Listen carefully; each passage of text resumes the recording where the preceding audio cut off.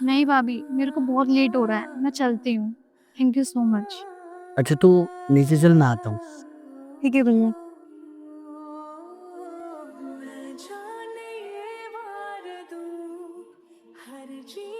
आप चाय पी लीजिए।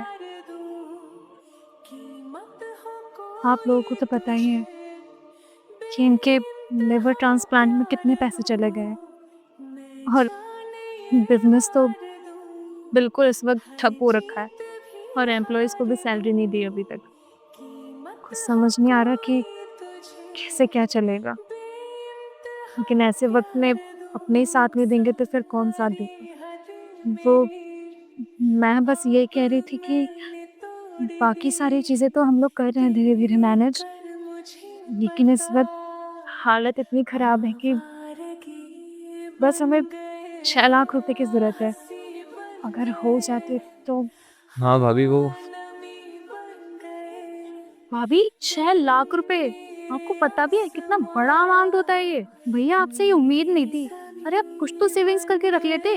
अब देखो, आप भाभी पे कितना खर्चा कर देते। आपने भाभी को 30,000 रुपए का पर्स दिलवाया था। अरे भाभी, आपको तो समझाना चाहिए था ना भैया को। अगर उस वक्त सेविंग्स करके रखते तो किसी के सामने हाथ तो नहीं फैलाना पड़ता आपको। और मुझे तो भाभी ये समझ में नहीं आ रहा कि आपने इतने सारे पैसे किस मुंह से मांग लिए। और भाभी आपको तो पता ही है कि रोहित का बिजनेस अभी अभी नया नया शुरू हुआ है और हम ऐसे ही पैसे किसी को कैसे दे सकते हैं?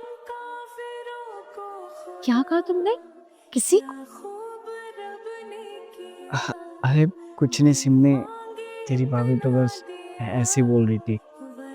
और हाँ, हमने तुझे पैसों के लिए नहीं बुलाया था, और बहुत दिन से तुझे देखा नहीं था ना, बस देखने का मन कर रहा था।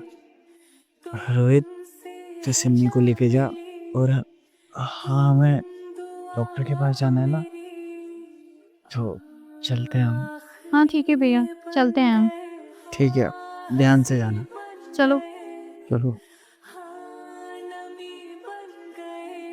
ठीक है सुमन, जिस बहन के लिए मैंने इतना सब कुछ किया, कभी किसी चीज की कमी नहीं होने दी, उसको जो पसंद आया मैंने वो दिलाया।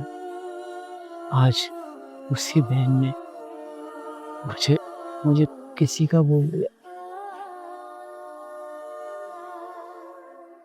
आप चिंता मत करो, धीरे धीरे सब ठीक हो जाएगा। और ज्वेलरी किस काम के लिए है? मैं अपनी शादी की ज्वेलरी सब बेच दूंगी। बस आप ज्यादा मत सोच।